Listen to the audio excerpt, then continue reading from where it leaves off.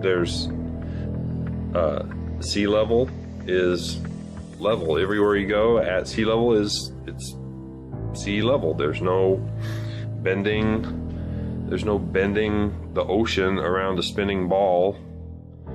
It's level. It's all water finds its level and it maintains. You can't bend it around a ball. This idea, these facts, they're facts, resonating with people all over the world is not an accident. It's not a coincidence. That is the hardest part for you guys to understand. The people that argue with me, that want to make me feel like a fucking idiot, that's not you talking. That's your ego talking. That's you have to convince yourself verbally to somebody who is challenging your own beliefs to make yourself feel better and to help you sleep at night. The flat earth is a perfect example of that. You refuse to look at the information. It's stupid. Well, why is it stupid? Well, it just is. Every little thing that you've brought up, all of you, can be refuted and explained differently, but you refuse to see that. You refuse to look at it. That makes you ignorant. That is the definition of ignorance. So how does Hollywood brainwash you? Well, one way is like this. They begin their movies on a globe and then they zoom in to whatever the first scene is. Real clever way to brainwash you in the very first scene of any movie you see. Universal Studios is so bad they use this goddamn globe as their logo, as their intro to every single movie that they make. At the beginning of every single movie Universal makes, you're gonna see this spinning globe logo. So it doesn't even matter what the movie's about. You're gonna be brainwashed. No video, real video of the real Earth spinning in space, which you'd all like to see, actually exists.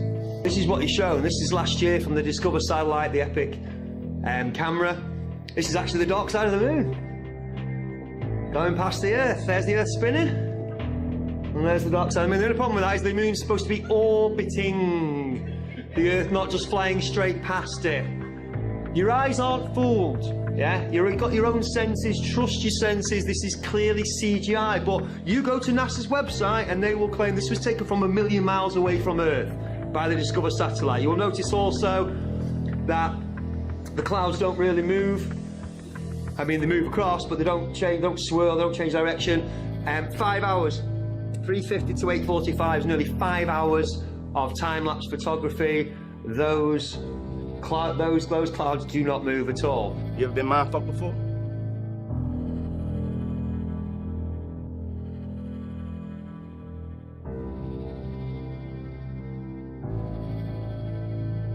We don't have a picture of our Earth, except for the nice composite fake images NASA gives you to make sure you keep believing you're in a ball and keep arguing on their behalf, keep fighting for them, keep telling people we went to the moon, simply because you can't let your mind think of the possibility that someone lied to you.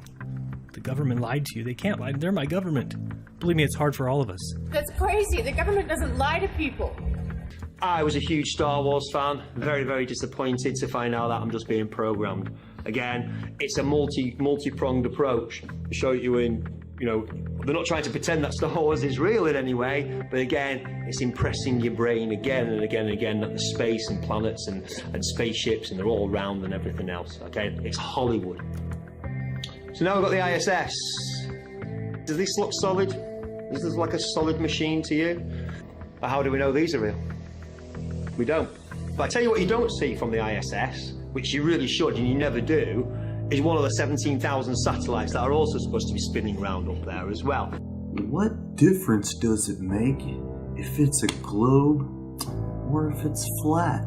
They're stealing your money and showing you cartoons and CGI. Wouldn't that make a difference if it was a globe or if it was flat?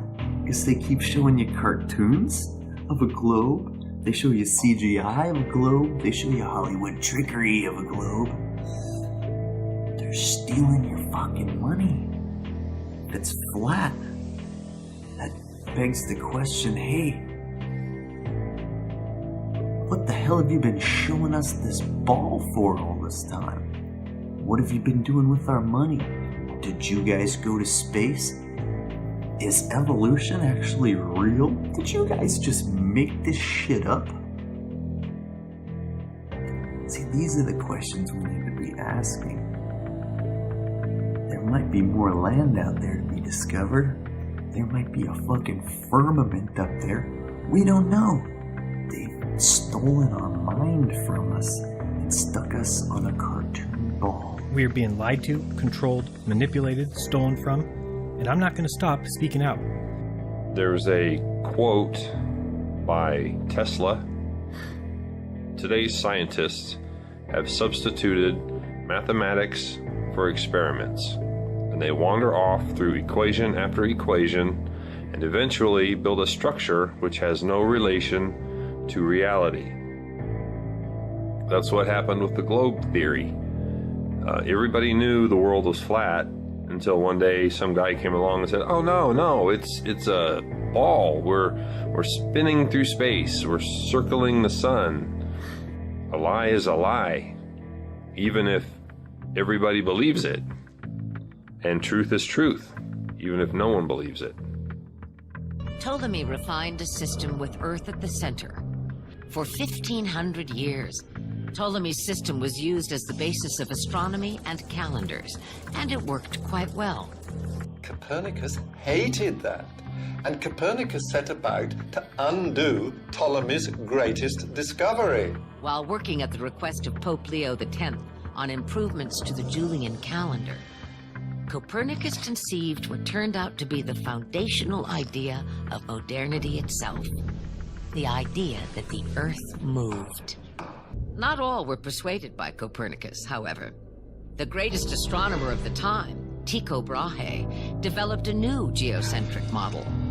The Earth occupies the center, the planets orbit the sun, and the sun orbits the Earth. They basically stole our minds and enslaved us by showing us a picture of a ball. Said, here's what you live on, it's a ball. And then they show us a different picture of a ball. Here's a different picture of a ball. And everyone's just like, yeah, that's the same place. It doesn't matter if the colors of the continents change. It doesn't matter if the color of the oceans change. It doesn't matter if the continents change sizes, change locations. Tycho hired a young assistant named Johannes Kepler in 1600. Kepler, working on his own development of the Copernican system, needed Tycho's observations, but Tycho refused to part with them. When Tycho died suddenly and mysteriously in 1601, Kepler took charge of Tycho's observations and used them to develop his own system. In Kepler's system, the sun is in the center, while the planets move on ellipses, non-uniformly. The ellipse, with its two foci, allows us to see that Ptolemy's epicycles and equant were actually a brilliant attempt to express non-uniform motion centuries before Kepler. Indeed, once the concept of non-uniform motion is introduced, all of these systems can be shown to be geometrically identical. Copernicus was the main guy who started off the revolution. His book on the revolutions of the celestial spheres changed, thousands of years of thinking about the Earth being completely still, as you can experience it for yourself every single day of your life, and obviously the bodies move in the heavens above us. That's what your senses experience. Copernicus changed all that round, but he didn't use any science. There's no science in his book. He got his ideas from the Hermetica, from Hermes Trismegistus, and it basically says how the sun sits enthroned in the middle of the solar system, and we all orbit around it. What's that sound like to you? That sounds like sun worship. It sounds like sun cult to me.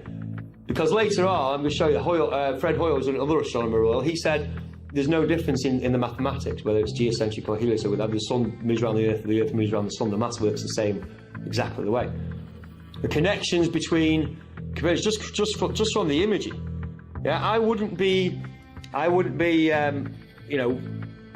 have a portrait done with a big 33 on it, or a triangle with an eye, or anything like that. I wouldn't want to be connected or associated with any of that stuff, because I'm not really into that kind of stuff. I'm working for the other side. But But Copernicus obviously had no problem with the square and compass. Yeah, with the big wheel here, we've got the big sun wheel, and we've got the Mercury sign as well. Yeah, all leads back again. You know, you can investigate that more for yourself. The Book of Thoth by Aleister Crowley. Freemasonry with the sun over the head. Yeah, as above, so below. Yeah, one of the reasons why Mercury, because it can